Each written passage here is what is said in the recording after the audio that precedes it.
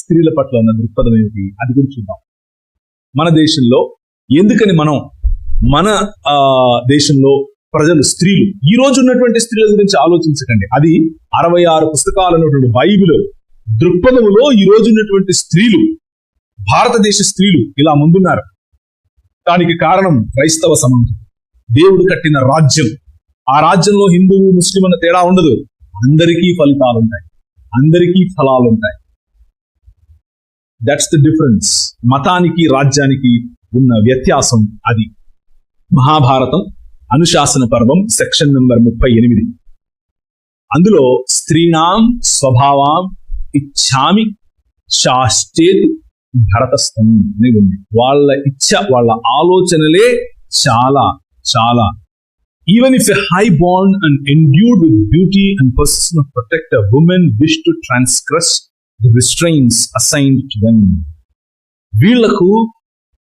వీళ్ళ పట్ల, స్త్రీల పట్ల ఈ సనాతన ధర్మంలో ఉన్నటువంటి, ఇది ఎవరు మాట్లాడుతున్నారు? ఎవరో సాధారణమైన వ్యక్తి అనుకుందే.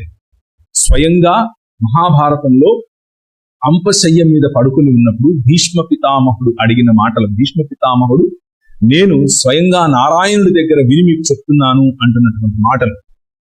స్త్రీలు, ఓ Narada, women even when possessed of husbands having fame and wealth and handsome features and completely obedient to them are prepared to disregard them if they get opportunity.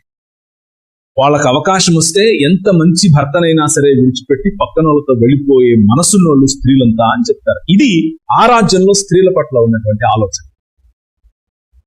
ఇది నేను చెప్పేది కాదు, వాళ్ళ పుస్తకాలు చెప్తున్నాయి. మహాభారతం అనుశాసన పర్వం section number 38. Verily from the same eternal source have women sprung into existence. At that time again, O Narada, when women were created, these faults that I have enumerated were planted in them. దేవుడే స్వయంగా ఇలాంటి పురుషులను పాపములోనికి దింపేటటువంటి గుణాన్ని స్త్రీలలో ఉంచాడు అని నమ్ముతున్నారు. దేవుడే స్వయంగా వారిని అలా చేశాడు అని నమ్ముతున్నారు. అది మతం. మన ప్రభు, మన రాజు అలా చెప్పడు. ప్రతి మనిషిని ఆయన దేవుని స్వరూపమందు పోలిక చొప్పున చేశాడు. స్త్రీని గాను పురుషుని గాను చేశాడు. ఏదేను తోటలో తప్పు జరిగితే స్త్రీకి ఎంత భాగం ఉందో పురుషునికి అంతే భాగం ఆయన ఆపాదించాడు. There is no discrimination in this 66 books of the Bible. 66 పుస్తకాలు ఉన్నటువంటి ఈ బైబిల్లో స్త్రీ పురుషుల నడుమ ఏ వ్యత్యాసం కనిపించదు. కానీ మిగిలిన రాజ్యాలు, వారు కట్టుకుంటున్నటువంటి రాజ్యాలు, మనుష్యుల యొక్క కల్పనా కథల మీద ఆధారపడిన రాజ్యాలు స్త్రీ పట్ల ఎలాంటి లో ఒపీనియన్, నిమ్నమైనటువంటి ఆలోచన కలిగింది. బ్రహ్మ వైవర్త పురాణం 61, 22 నుంచి 41 వరకు చదివితే, women are made by God to seduce and spoil. ప్రలోభ పెట్టడానికి, చెరిపేయటానికి పురుషులను దేవుడు స్త్రీలను చేశాడు. శ్రీమద్ భాగవతం 3వ అధ్యాయం 31 నుంచి 40 వరకు.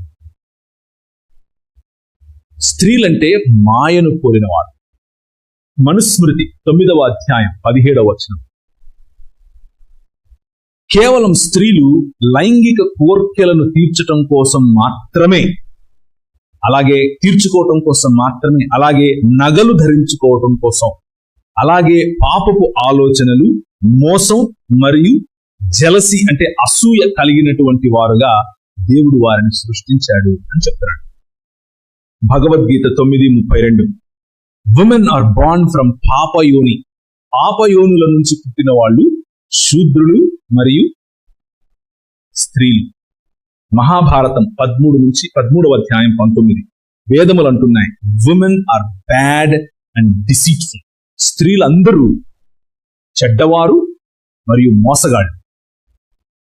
మనుస్మృతి 5:147 నుంచి 148 వరకు. Women should never be free. వాళ్ళు ఎప్పుడూ కూడా స్వతంత్రంగా ఉండకూడదు.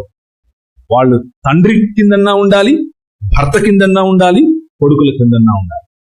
ఇది స్త్రీల పట్ల ఆ రాజ్యానికి ఉన్న భావజాలం. రైట్? రజస్వల కాకముందే పెళ్లి చేసి తీరాలి. పెళ్లి చేయకపోతే తండ్రి ఒక పర్టికులర్ నరకంలో ఆ రజస్వల అయిన తర్వాత వచ్చే రక్తాన్ని తాగుతూ ఉంటాడు జీవితాంతం. అదే వాడికి ఉన్నటువంటి శిక్ష. ఇలా స్త్రీలను రజస్వల కూడా కాకముందే వారి శరీరాలను వివాహం అనేటటువంటి పేరుతో, అందుకనే వితంతువులు ఎక్కువగా మన దేశంలో ఉండేవారు. ఇవన్నీ కూడా నేను సొంతంగా ఏదో నా మనసులో ఉన్నప్పుడు చెప్పేవి కాదు. స్కాంద పురాణం, బ్రహ్మ పురాణం, బ్రహ్మవైవర్త పురాణం, మనుస్మృతి, పరాశర స్మృతి వంటి వాటిలో నుంచి తీసి మీకు ఇచ్చేస్తాను. ఇస్లాం చెప్తోంది, ఇస్లాంలో ఖురాన్ చెప్తుంది ఎందుకని వాళ్ళు యుద్ధానికి అంత ముందుకు వస్తారు అనంటే, ఇస్లాం పక్షంగా యుద్ధం చేస్తున్న వాళ్లకు దేవుడు తప్పకుండా స్వర్గం ఇస్తాడట, జన్నత్ ఇస్తాడట. ఆ జన్నత్లో గుండ్రటి పెద్దటి వక్షములు కలిగినటువంటి, పెద్ద కళ్ళు కలిగినటువంటి, ఛాతీలు వెడల్పుగా ఉన్నటువంటి, నడుములు సన్నగా ఉన్నటువంటి స్త్రీలు 70 మంది రోజుకు ఒక పురుషునికి అందుబాటులో ఉంటారు. ఎప్పటికీ వారి కన్యాత్వాన్ని కోల్పోనటువంటి స్త్రీలు. సి ఆల్ రిలిజన్స్, మతం, ఆ రాజ్యాలు ఎంతసేపు ధనం, స్త్రీలు, పాపులారిటీ, మరణం, చంపటం, చంపుకోవటం, ఇదే కనిపిస్తుంది. That's what the kingdoms of this world are. ఈ ప్రపంచంలో ఉన్నటువంటి రాజ్యాలు అవే. ఏమంటున్నాడు, నువ్వు నా కోసం యుద్ధం చేస్తూ గనక చనిపోతే నేను నీకు పూరీలను ఇస్తాను, ప్యూరీలు. మీరు నా కోసం యుద్ధంలో చనిపోతే తెల్లటి పొడవైన జుట్టు గల గుండ్రటి వక్షములు గల స్త్రీలను ఇస్తాను. ఇక్కడ ఏదైతే నువ్వు చెయ్యొద్దంటున్నావు, ఇక్కడ నువ్వు చేయనిస్తావు, పైకి వెళ్ళిన తర్వాత అక్కడ నీకు అదే ఇస్తాను అని ఆ రాజ్య రాజులు ప్రమాణం చేస్తున్నారు. ఆ రాజులు మీకు ప్రలోభం పెడుతున్నారు. ఈ రాజు హిందువులలో ఉన్నటువంటి రాజు. ఇది కేవలం ముస్లింలకే అని అనుకునేది. ఈ సినిమాలు తీస్తూ ఉంటారు, జన్నత్ కోసమని మీరు ఇలా యుద్ధం చేస్తున్నారు, ఇది చేస్తున్నారు, అది చేస్తున్నారు. ఇది ఈ రాజ్యానికి కూడా ఉంది.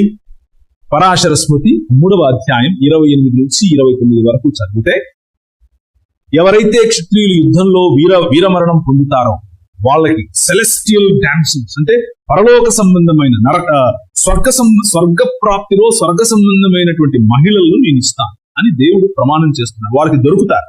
పరాశర స్మృతి 3వ అధ్యాయం 31. If death results, beautiful women fall to his share. చనిపోతే అందమైనటువంటి స్త్రీలు వారికి ఇస్తాం. వాట్ ఈస్ ఏంటి వీళ్ళ ఆలోచన? స్త్రీలు కేవలం ఒక వస్తువు, స్త్రీలు ఒక property. But what is the idea of our king? మన రాజుకున్నటువంటి ఆలోచన ఏంటి స్త్రీల పట్ల? అమ్మా అంటాడు, ఆ స్త్రీ కోసం వెయిట్ చేస్తాడు.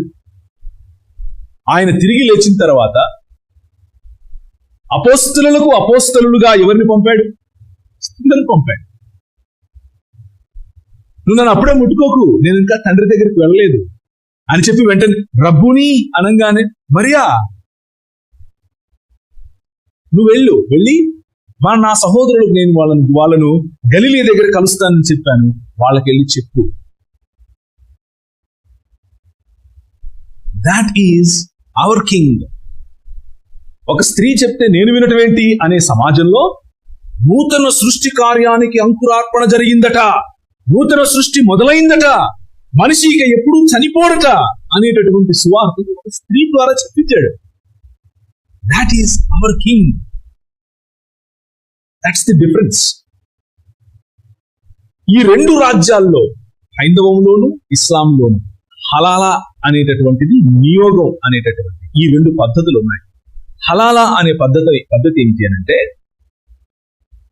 ముస్లిం పురుషుడికి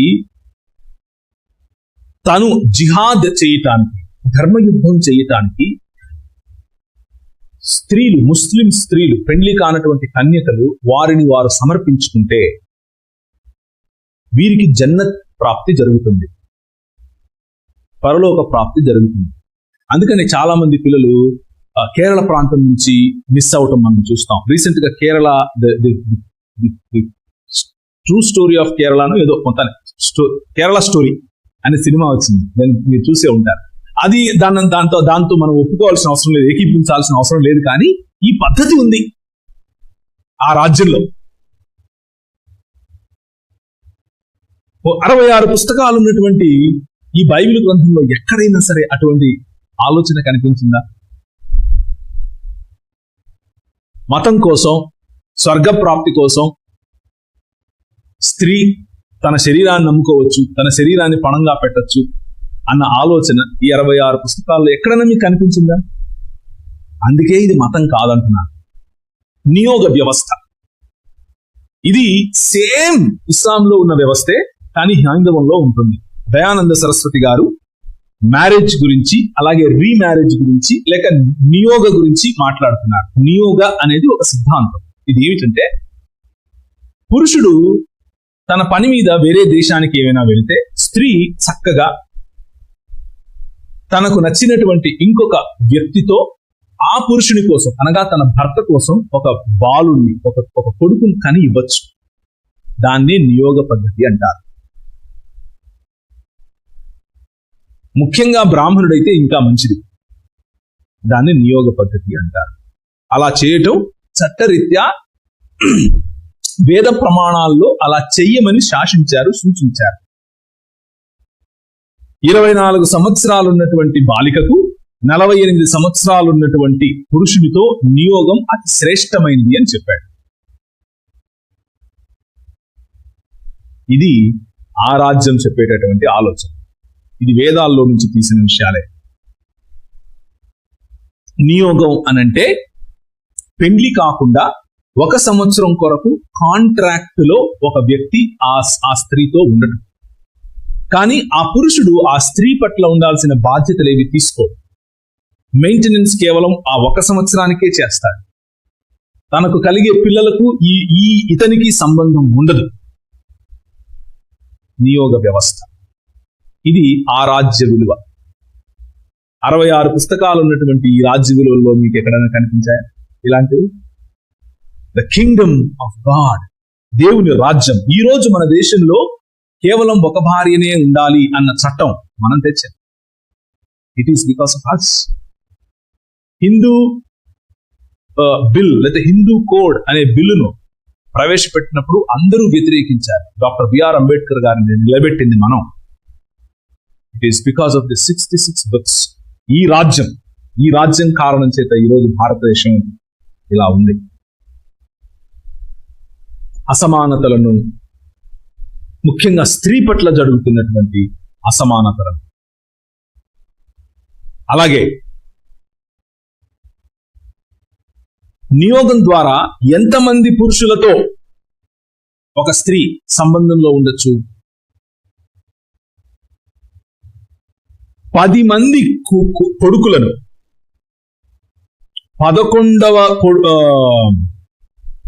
10 మంది కొడుకులను సైతం కనేంత వరకు ఆమె అంతమందితో సంబంధంలో ఉండొచ్చు. ఇది నేను చెప్తున్నది కాదు, శాస్త్రం చెప్తుంది. ఈ లోక మర్యాద చెప్తుంది. ఈ లోకంలో ఉన్నటువంటి సనాతన ధర్మ రాజ్యం చెప్తుంది, వారి వ్యవస్థ చెప్తుంది. అది ఇప్పుడు లేదు కదా బ్రదర్, ఎందుకు దాని గురించి మాట్లాడుతున్నారు? అది లేదు, దాన్ని రూపు మాపింది ఎవరు? దేవుని రాజ్యం. అది నేను చెప్పేది. దాన్ని రూపుమాపగలిగాం ఈ రాజ్యం. This is the kingdom of God. నియోగ వ్యవస్థ. ఈ రాజు, ఈ 66 పుస్తకాలలో కనిపించే రాజు, హీఈస్ ఎ సర్వెంట్ కింగ్. ఆ రాజు సేవకుడైన రాజు. అన్యజనులు ఎలా అల్లరి చేయించున్నారు, రండి వారి కట్టు విప్పుదము అని ప్రభురాజులు తమలో తాము మాట్లాడుకుంటూ ఉంటే ఆకాశమందున్న యెహోవా వారిని చూచి నవ్వుచున్నాడు. కీర్తనల గ్రంథం 2వ అధ్యాయం చెప్తున్నాను. నా కుమారుడు లేకపోతే నీవు నా కుమారుడు, నేను నిన్ను కని ఉన్నాను అని దావీదుతో మాట్లాడుతూ తన కోసం తన కుమారుడైనటువంటి క్రీస్తు రాబోయేటటువంటి ప్రవచనాన్ని మాట్లాడి, అన్యజనుల యొక్క మార్గాలు నా మార్గాలు కావు, నా మార్గములు చాలా ఎత్తైన, వీరి మార్గములాగా పతనంలో ఉన్నటువంటివి కావు, నేను ప్రతి కుటుంబాన్ని ఆశీర్వదించడం కోసం ఒక రాజ్యాన్ని స్థాపించబోతున్నాను అని చెప్పినటువంటి ఆ servant king, king who is a servant, రాజు సేవకుడై మన మధ్యకి వచ్చాడు. కీర్తనల గ్రంథం 33:5 ఎవరైనా తీసి చదువుతారా? కీర్తనల గ్రంథం 33:5.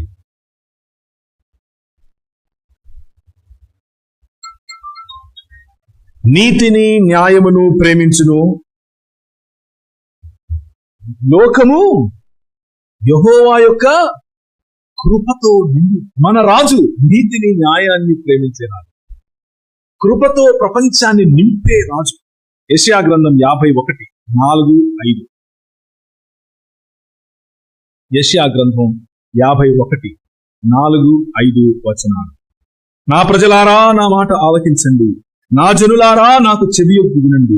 ఉపదేశము నా యుద్ధ నుండి బయలుదేరుతుంది, జనులకు వెలుగు కలుగునట్లుగా నా విధిని నియమిస్తాను. ఈయన విధులు వెలుగు కలిగించే విధులు.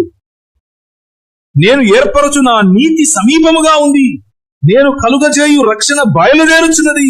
నా బాహువులు జనములకు తీర్పు తీర్చును, ద్వీపవాసులారా నా తట్టు చూచి నిరీక్షణ గలవారవుతారు. నిరీక్షణనిచ్చే దేవుడు, తన బాహువు చేత న్యాయమును జరిగించే దేవుడు, తన బాహువు చేత కనికరమును ప్రేమించటం నేర్పే దేవుడు. ఆ దేవుడు యెహోవా వద్ద నుంచి బయలుదేరుతున్నటువంటి రక్షణ ఇంకెవరో కాదు, యెహోవా. యెహోవాయే రక్షణ అన్న పేరు పెట్టబడినటువంటి యేసు అన్న మాటకు అర్థం యెహోవా, లేకపోతే పాత నిబంధన గ్రంథంలో ఉన్న యెహోషువా, అదే యేసు ప్రభు పేరు. He is the true kingdom or the God of this kingdom. యెషయా గ్రంథం 42లో ప్రపంచవ్యాప్తంగా ఆయన స్థాపించబోయే న్యాయముని గురించి మాట్లాడుతుంది యెషయా 42. ఈ రాజ్యం యొక్క ఫలము మత్తయి సువార్త 12వ అధ్యాయం 18వ వచనం చూడండి. మత్తయి సువార్త 12వ అధ్యాయం 18వ వచనం. ఈ రాజ్యము కారణం చేత ఆయన స్థాపించే ఈ రాజ్యం యొక్క ఫలము ఎలా ఉంటుంది అన్న విషయాన్ని గనక మనం చూస్తే, దొరికిన వాళ్ళు చదవండి 12వ అధ్యాయం 18వ వచనం.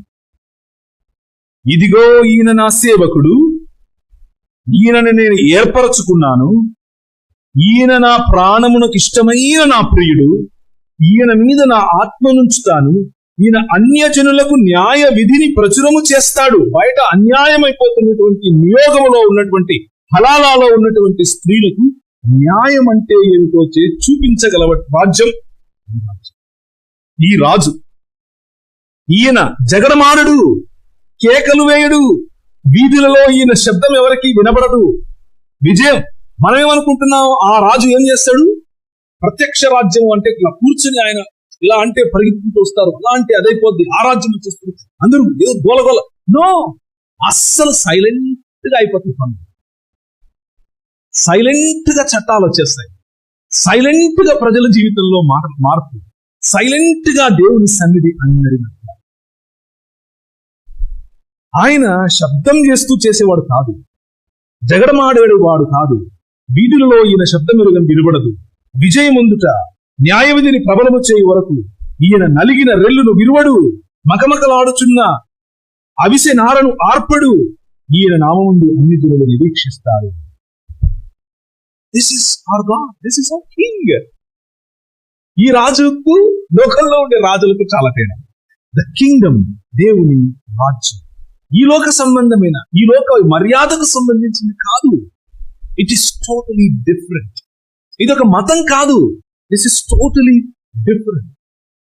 ఈ రాజ్యాన్ని వెతికితే మనకు కావలసినవన్నీ ఆటోమేటిక్ గా వచ్చేస్తూ ఉంటాయి. Because you are seeking for very higher, very very high, మన లార్జర్ దాన్ లైఫ్. యాక్చువల్ మన జీవితం కంటే పెద్దది, ఎత్తైనటువంటి మన ఆ ప్రాజెక్ట్ లో మనం ఉన్నాం. That is God's kingdom, not some cheap religion. ఖలీఫాత్ లో ఉన్నటువంటి రాజ్యంలో I have 15 more minutes. I'll finish in 15 minutes. 15 నిమిషాల్లో బంద్ చేస్తాను, ఎంత అయితే అంత. మక్కాలో ఉన్నటువంటి ప్రజలతో ఒక పీస్ ప్యాక్ట్, అంటే యుద్ధ విరామం అనేటటువంటి ఒక కాంట్రాక్ట్ చేసిన తర్వాత కూడా వారిని మభ్యపెట్టి వారిపై యుద్ధానికి వెళతారు. ఎవరు? ముహమ్మద్ గారు.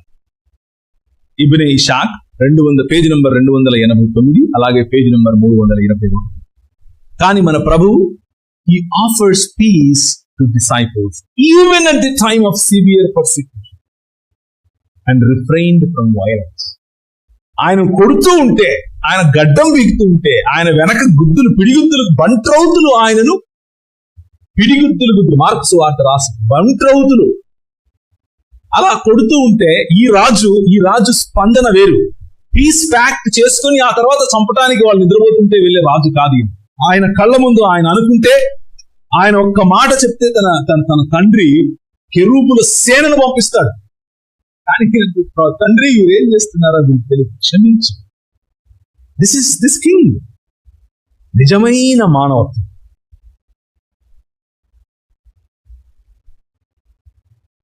ఇబ్నే ఇషాక్ 281, 288లో రాసినట్లుగా ముహమ్మద్ గారు మక్కాకు పిలిగ్రిమేజ్ అంటే తీర్థయాత్రలకు వచ్చిన వారిని దొంగిలించడం ద్వారా, వారి దగ్గర నుంచి దోపిడీ చేయడం ద్వారా తన రాజ్యాన్ని నిర్మిస్తారు. ఇది నేను చెప్తున్నది కాదు, రాశారు. నేను ఇది వారి పెద్దలతో మసీదుల్లో కూర్చొని కూడా మాట్లాడాను. నాకేం కొత్త కాదు. సో మీరు టెన్షన్ పడకండి, నాకు ఇది కొత్త కాదు.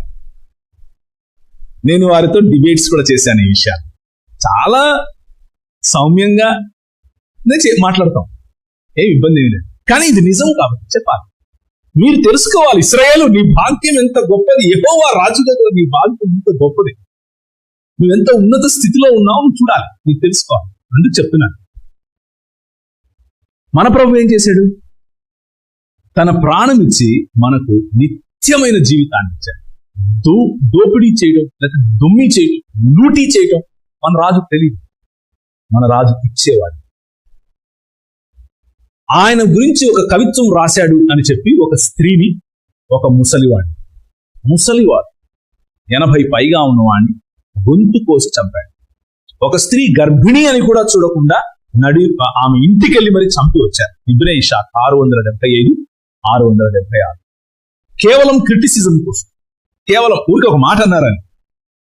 మన రాజు ఏమన్నాడు?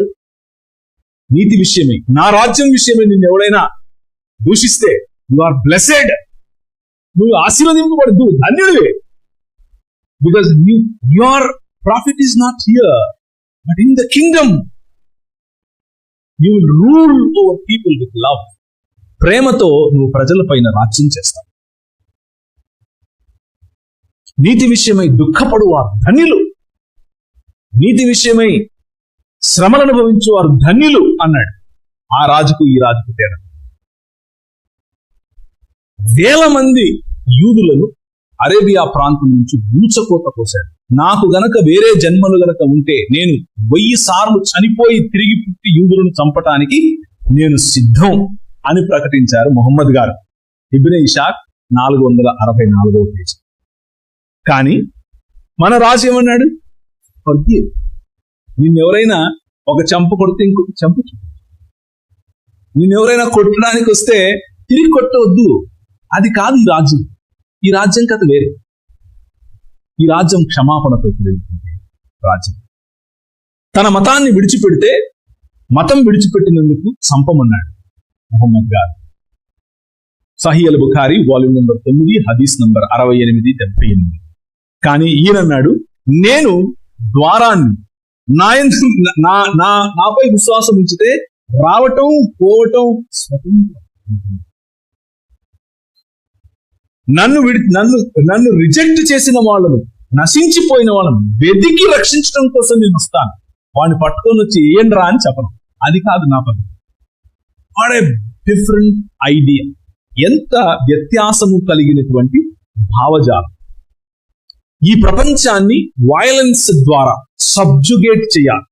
ఈ ప్రపంచం పైన ఇస్లాం రాజ్యం ఏలాలి అని అంటే ప్రతి రాజ్యాన్ని, ఈ ప్రపంచంలో ఉన్న రాజ్యాలను అణగద్రొక్కాలి అని నేర్పించాడు. సహీ ముస్లిం చాప్టర్ నంబర్ 5, హదీస్ నంబర్ 28-80. అదే ఖలీఫాత్ అంటే. అందుకనే రీసెంట్ గా జరిగినటువంటి ఐసిస్ అనే వార్, అందుకే రీసెంట్ గా ఇప్పుడు జరుగుతూ ఉన్నటువంటి హమాస్, అందుకే ఇప్పుడు జరుగుతూ ఉన్నటువంటి ఆఫ్ఘనిస్తాన్ అంటే అల్ ఖాయిదా అంటే అర్థం ఏమిటి అని అంటే లా అని, ది లా, షరియా లా అలా ఉండాలని చెప్తున్నారు వాళ్ళు. That's what they are trying to say. మనం ఏమంటున్నాం? ప్రేమ చేత ఏలండి. మన పైన, ఈ దేశం పైన రాజ్యం చేసాం. ఎలా చేసాం? చదువు తీసుకొచ్చి, స్త్రీకి లిబర్టీ ఇచ్చి చేసాం, ఆడవాళ్ళకు జాకెట్లు పంచి చేసాం. అన్నమో రామచంద్ర అంటే రే నేను నీకు పేడ ఇస్తాను రా, నాకు వెనకొచ్చి పని చేయి అని అంటే పని చేసినటువంటి మన సమాజాన్ని, మన ప్రజలను నువ్వు అన్నం పెట్టు, నువ్వు అన్నం తిను, కాలువలు తవ్వు అని నేర్పించు. ఈరోజు ఈ ప్రాంతాన్ని సస్యశ్యామలం చేశాం. కారణం ఏమిటి? 66 పుస్తకాలు ఉన్నటువంటి బైబిల్ భావజాలం, దేవుని రాజ్యం. What a difference! ఇది ప్రేమ రాజ్యం, ఇది మనుష్యులను మనుషులుగా చూసే రాజ్యం, ఇది మనుషులను నిలబెట్టే రాజ్యం, కట్టే రాజ్యం. ధనం కోసం మనుషులను టార్చర్ పెట్టారు మొహమ్మద్ గారు, ఇబ్నే ఇషాక్ 515. కానీ ప్రభు అన్నాడు, ధనం కోసం ఎవరైతే గ్రీడీ, ధనాన్ని ప్రేమిస్తారో వారికి నా రాజ్యంలో స్థానమే లేదన్నాడు. మీరు ఇద్దరు ప్రభువులను సేవించలేరన్నాడు. అయితే నేను, లేకపోతే మరి సనాతన ధర్మంలో ఎలా ఉంది అది కూడా చూసేసి ముగించండి. ఈయన ఏ విధంగా అయితే మనుషుల పైన ఉపద్రవం, మనుషుల పైన వైలెన్స్ తో రాజ్యం చేయాలనుకున్నాడో సనాతన ధర్మం కూడా అదే చేసింది.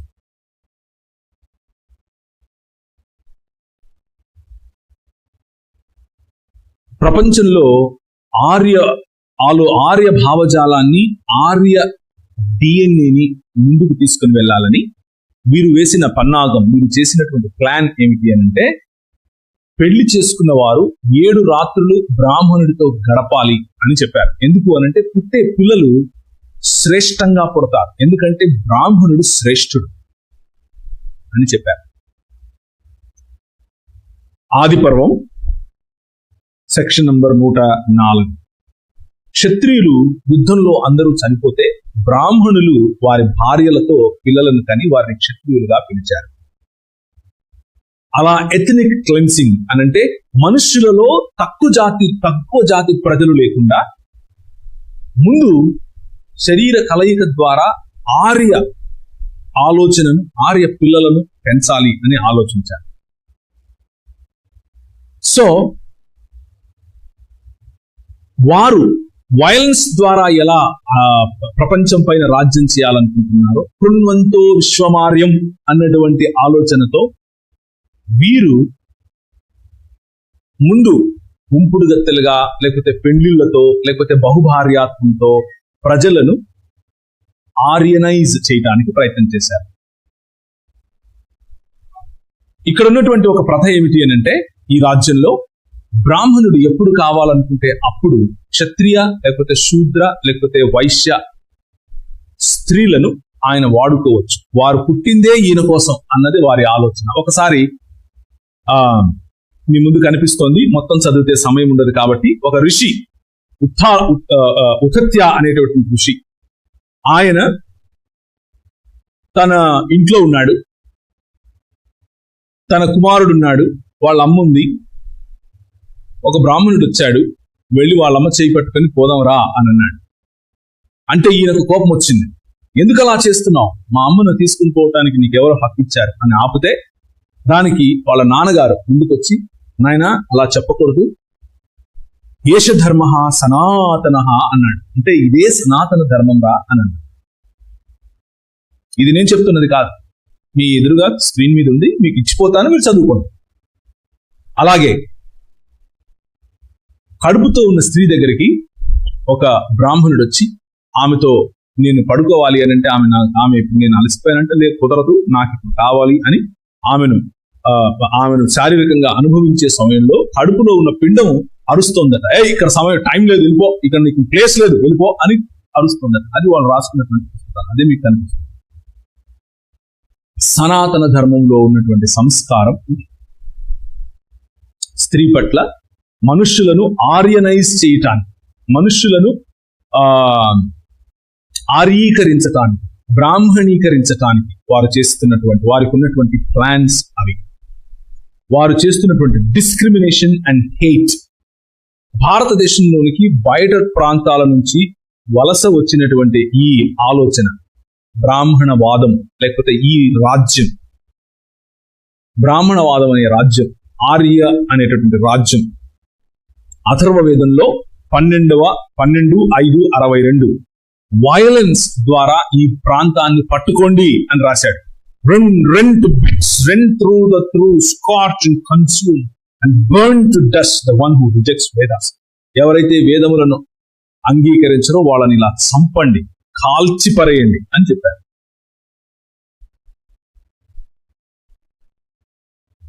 సో నాన్ కంప్లైన్స్ టు వర్ణాశ్రమ ధర్మం, ఈ 4 అనగా 4 పాదముల మీద ధర్మం నడవటం అనంటే, మీరు ధర్మం నడవటం అనంటే పొరపాటున ధర్మం ఏంటి బాబయ్య అంటే ఒక 10 రూపాయలు ఇవ్వటం ధర్మం అనుకుండేది. అది కాదు. ధర్మం అంటే అర్థం ఏమిటి అనంటే, బ్రాహ్మణ, క్షత్రియ, వైశ్య, శూద్ర అనే ఈ 4 పాదాల మీద సమాజం నడవాలి. ఎవడు ఎక్కడ ఉండాలో అక్కడే ఉండాలి. అక్కడ లేకపోతే అది అధర్మం. అలా అధర్మం వచ్చినప్పుడు దేవుడు వచ్చి సంహరిస్తాడు. యథా యథా హి ధర్మస్య గ్లానిర్భవతి భారత అభ్యుత్థానం అధర్మస్య తదాత్మానాం సృజామ్యహం. నేను వచ్చి ఆ అధర్మాన్ని అనగా కులములో జరిగేటటువంటి ఈ మిక్స్చర్ ని నేను ఆపుతాను. అదే నా పని. That is how they control the world. వారి రాజ్యం అది. బ్రహ్మపురాణం 106, 121. గూడపాకం అనేటటువంటి ఒక నరకం ఉంది. అందులో a man responsible for mixture in cost, అంటే కులాలు కలిసిపోయే విధంగా ఎవరైతే కారణం అవుతారో వాళ్ళు ఆ గూడపాకం అనేటటువంటి నరకంలో వేయబడతారు. రైట్? పరాయి దేవతలను లేకపోతే పరాయి భావజాలాన్ని ఎప్పుడైతే నమ్ముతారో అప్పుడు ఊచకోత కోయండి అని చెప్పారు. అహింసా పరమో ధర్మ అని మనకు వింటూ ఉంటాం కదా, కానీ దాని తర్వాత ఉన్నటువంటి వచనం చదవరు. ఇది ఒకటే శ్లోకం. అహింసా పరమో ధర్మ, ధర్మ హింసా తథీవచ, అంటే ధర్మాన్ని స్థాపించే హింస అంతకంటే మంచిది అని చెప్తున్నారు. అహింస మంచిది, కానీ ధర్మాన్ని స్థాపించడం కోసం, అంటే 4 పాదాల కుల వ్యవస్థను స్థాపించడం కోసం చేసేటటువంటి వయలెన్స్ ఇంకా మంచిది అని చెప్తున్నారు. బుద్ధావతారం ఎందుకు వచ్చింది అనంటే, ఈ ధర్మం ప్రకారం వారు కడుతున్నటువంటి రాజ్యం ప్రకారం ఎవరైతే మ్లేచ్చులు అంటే ఎవరు అనంటే ఆర్యావర్తనానికి బయట ఉండేవారు. ఆర్యావర్తం అనంటే హిమాలయాల మొదలుకొని వింధ్యసాత్పుర పర్వతాల పైన ఉన్నటువంటి ఈ మైదాన భాగంలో ఉండేటటువంటి ఆర్యులు.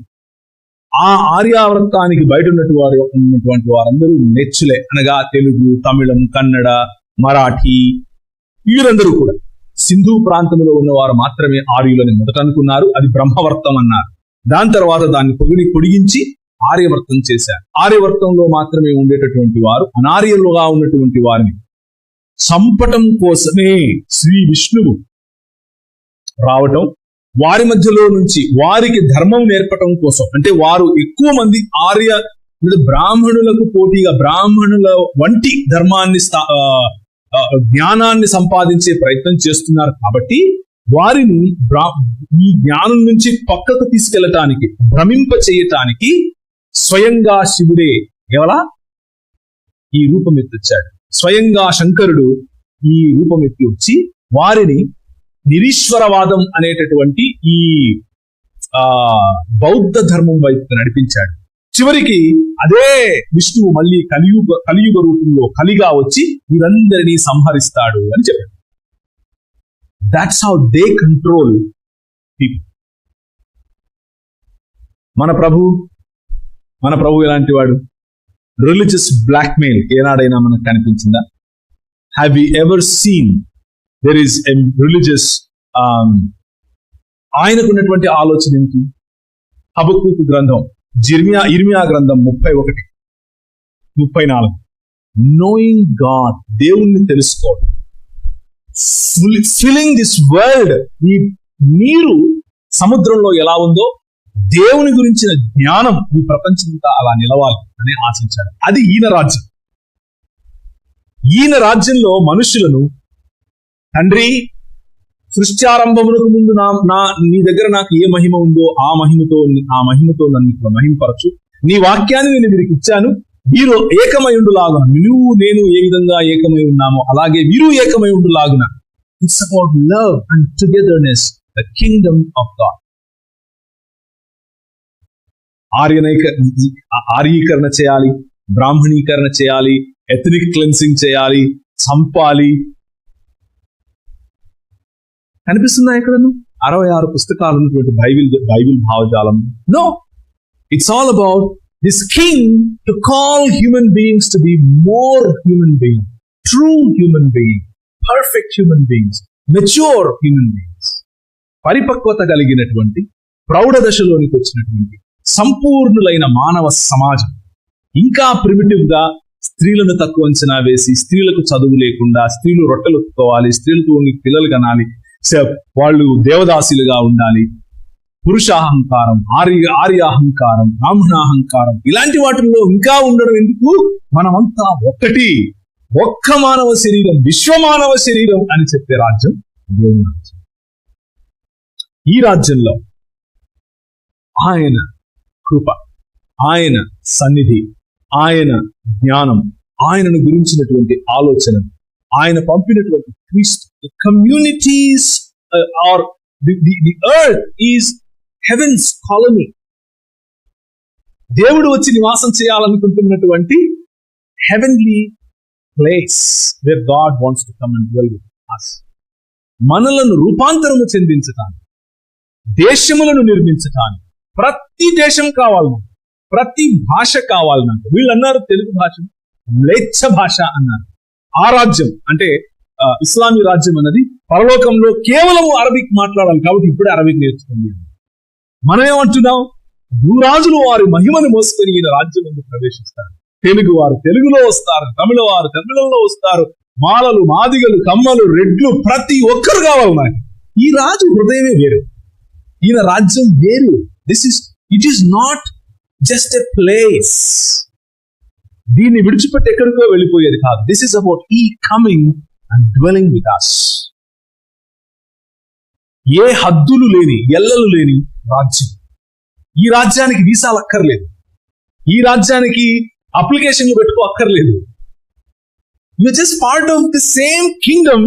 అక్కడ అమెరికాలో ఉన్నా, ఇక్కడ ఉన్నా, ఎక్కడ ఉన్నా. ఈ రోజుకు కూడా అరబ్బులు సుడాన్, సొమాలియా లాంటి ప్రాంతాలలో కేవలం అరబ్బు సంతానం పెంచుకోవడం కోసం వాళ్ళు ముస్లింలు అవ్వాలన్న కారణంతో వెళ్ళి పెళ్లిళ్ళు చేసుకుంటుంటారు. 5 మంది, 10 మంది, 20 మంది.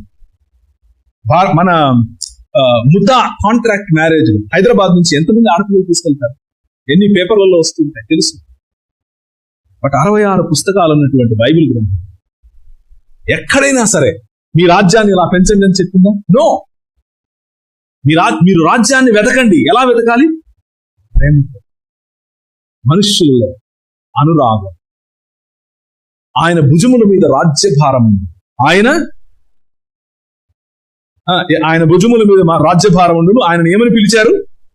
ఆశ్చర్యకరుడు, ఆలోచనకర్త, బలవంతుడైన నిత్యుడగు తండ్రి, సమాధానకర్త, అధిపతి. ఈ రాజు కథ వేరు.